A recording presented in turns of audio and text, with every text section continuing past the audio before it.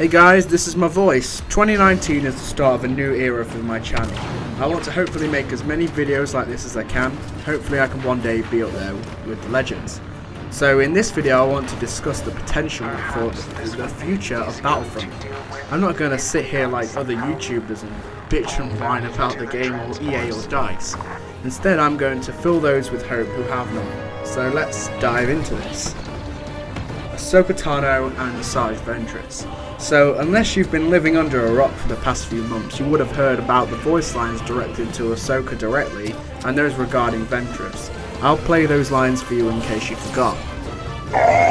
The Padawan, Skywalker's apprentice. So many lightsabers to add to my collection. Tano, so it is to be a rematch then. Your master is not here to save you now. Ventress and Savage Opress failed me. Perhaps you could use a new master. So, from this we can tell that these two characters are being looked at by DICE, and considering what Dennis Branville and the community manager have said about the topic, we can say that it's likely that both of these will be in the game. So now I'm going to speculate on their abilities and skins. So if you watched a previous concept video of mine, you would have seen the concepts for Ahsoka I came up with. But I'm guessing you lot haven't.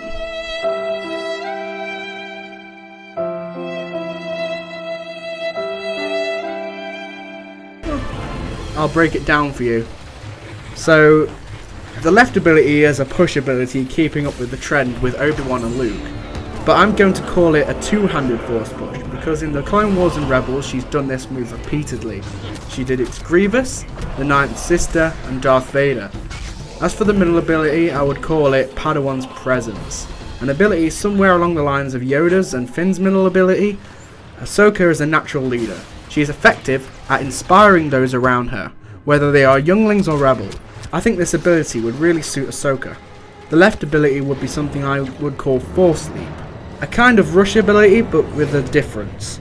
The ability is in Star Wars The Old Republic, and the concept is basically the same.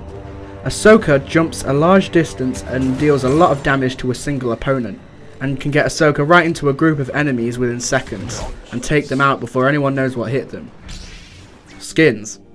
So Ahsoka has 3 skins I think would realistically come into the game. Her default Padawan skin, her Siege of Mandalore skin, and her Fulcrum skin, which I can safely say would be legendary. For Ventress it's a bit more difficult because she has less trademark abilities like characters like Grievous and Obi-Wan have, let's say. But I will do my best. So the left ability I'll call the two-handed force choke, which she can lift up to 4 enemies in the force choke, and like Dooku's lightning stun, it does a lot of damage to the first 2 enemies caught and only a small amount to any more enemies. The middle ability would be Ninth Sister Influence. So this ability is inspired by the Clone Wars episode where Mother Talzin raises the dead to help Ventress. But instead of raising the dead, Ventress would use this ability to give health buffs to her allies, since we don't really have a villain that can do that yet. The right ability would be called the Kiss of Death ability. This ability refers to what Ventress did to this clone trooper in Clone Wars Season 3, where she levitates him and impales him on her lightsaber. So this ability would be roughly the same way.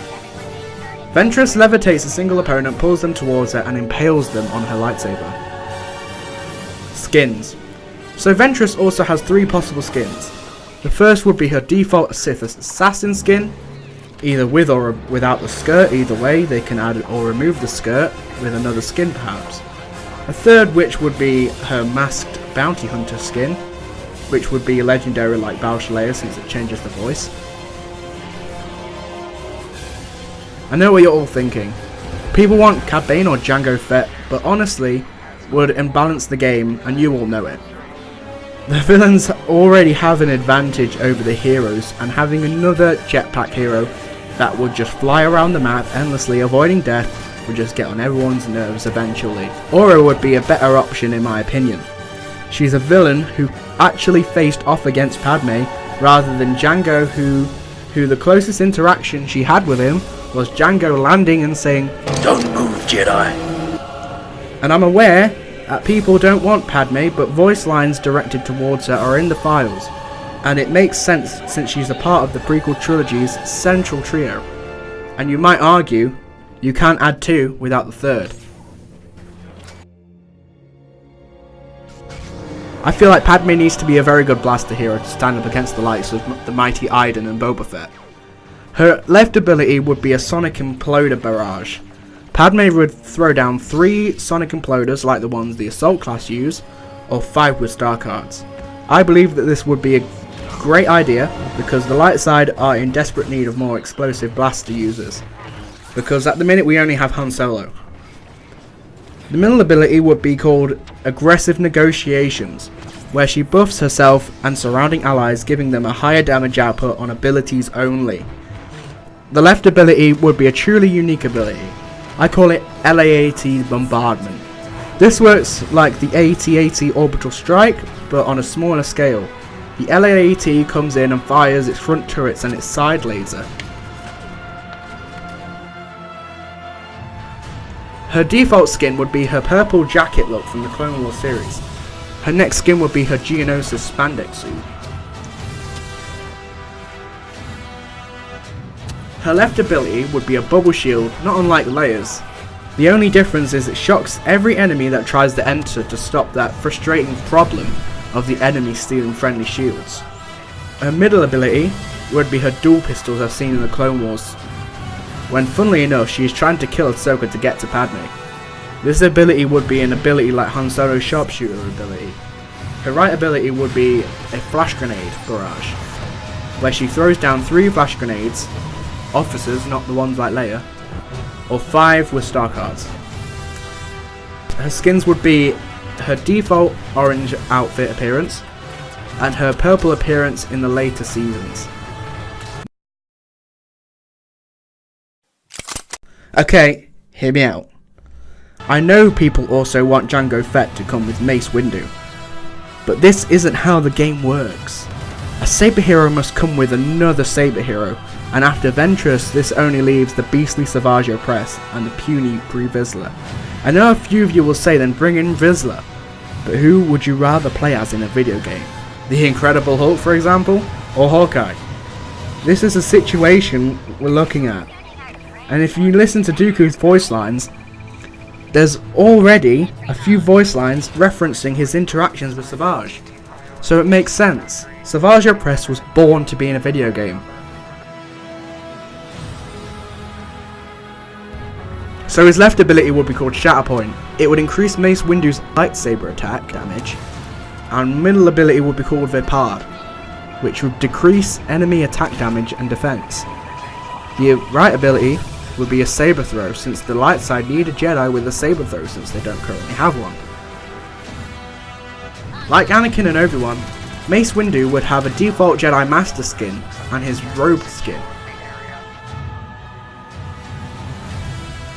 Now Savage is a beast of a character and should be in game. He should be a cross between Vader and Maul. His left ability will be a horizontal saber throw, which will catch a lot of enemies in. His middle ability would be called Devastating Repulse, so this ability will have a larger radius the lower Savage's health, which is amazing if you can use it at low health, but is also a risky move, so you'll have to play smart. His right ability would be called Lethal Headbutt, which would work like Han Solo's shoulder charge, where Savage would charge forward headfirst and impale his enemies, dealing damage and launching them backwards.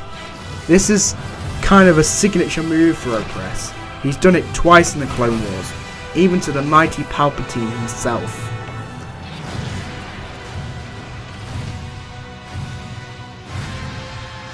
So his skins would be his default Sith Assassin appearance, his cybernetic appearance, and his Night Sister ritual skin, where he's just transformed and he's shirtless. Guys, I hope you enjoyed my concepts for these heroes. And to DICE, I hope you're watching, and please use my concepts. I beg of you. I can die happy. I will try to make a part 2, because I want to go over concepts for Rex, Bane, Hux and Poe. Thanks for watching guys, and enjoy your day.